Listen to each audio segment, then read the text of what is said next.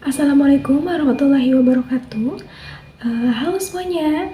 Jadi hari ini saya mau membahas tentang analisis kebijakan moneter Indonesia di tahun 2025.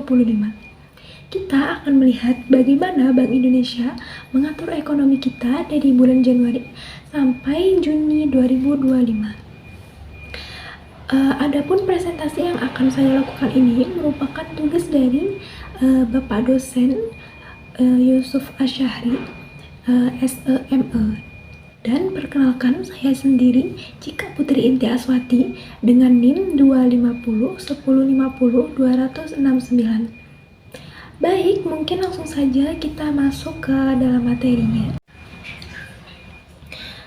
Oke, jadi Bank Indonesia punya peran penting untuk menjaga stabilitas ekonomi Indonesia, terutama nilai rupiah dan inflasi. Nah, di awal tahun 2025 ini ada beberapa kondisi menarik seperti inflasi yang rendah, BI rate yang diturunkan, dan nilai tukar rupiah yang sempat melemah. Tapi meskipun begitu, pertumbuhan ekonomi di Indonesia masih cukup baik. Selanjutnya, di presentasi ini ada 3 hal utama yang dibahas. Pertama tentang konsep dan instrumen kebijakan moneter, lalu ada perkembangan ekonomi makro Indonesia selama Januari sampai Juni 2025. Dan yang ketiga atau yang terakhir yaitu dampak kebijakan moneter terhadap inflasi, nilai tukar, investasi, UMKM, dan sektor perbankan. Selanjutnya yaitu konsep kebijakan moneter. Inflasi itu adalah kenaikan harga barang dan jasa secara terus-menerus. Nah, tugas Bank Indonesia yaitu menjaga supaya inflasi tetap stabil. Caranya dengan kebijakan moneter, yaitu mengatur jumlah uang beredar dan suku bunga agar ekonomi tetap terkendali.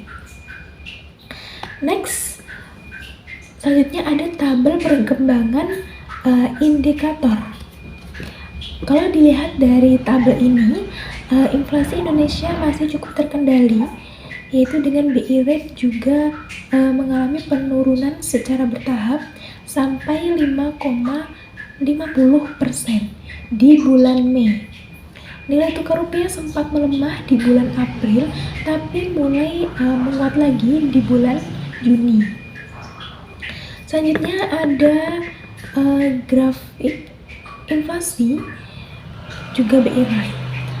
Dari grafik ini kita bisa melihat kalau inflasi bergerak naik turun, tapi masih dalam batas aman.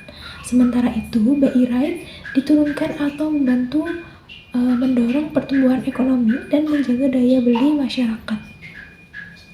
Nah, untuk grafik ini memang hanya menampilkan grafik inflasi saja. Lalu selanjutnya ada nilai tukar dan pertumbuhan. Di bagian ini terlihat nilai tukar rupiah sempat melemah terhadap dolar Amerika Serikat, terutama di bulan April. Tapi setelah ada kebijakan dari Bank Indonesia, rupiah kembali membaik. Pertumbuhan ekonomi Indonesia juga meningkat di kuartal kedua. Selanjutnya ada instrumen kebijakan moneter.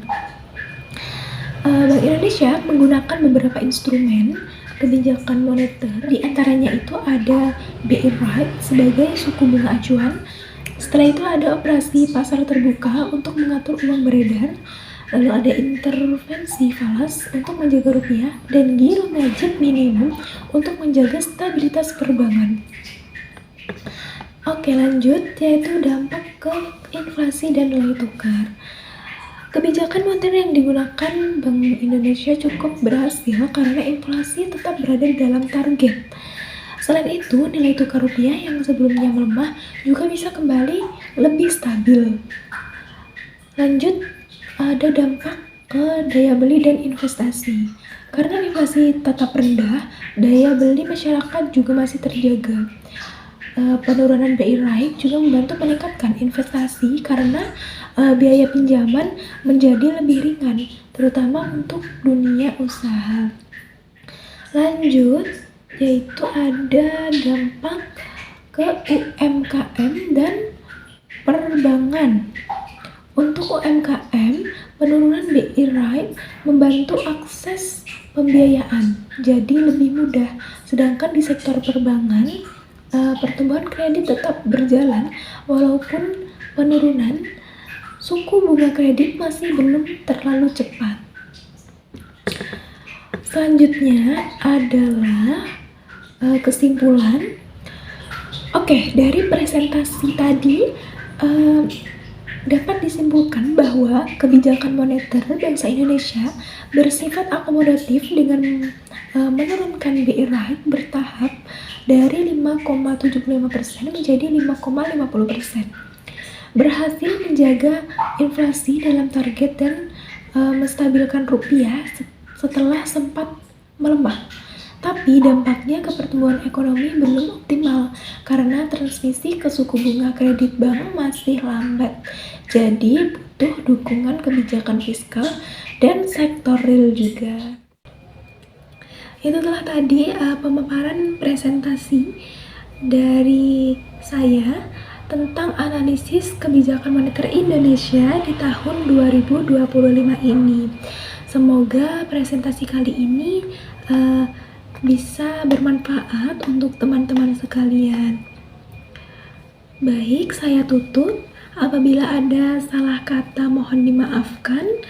Saya akhiri. Wassalamualaikum warahmatullahi wabarakatuh.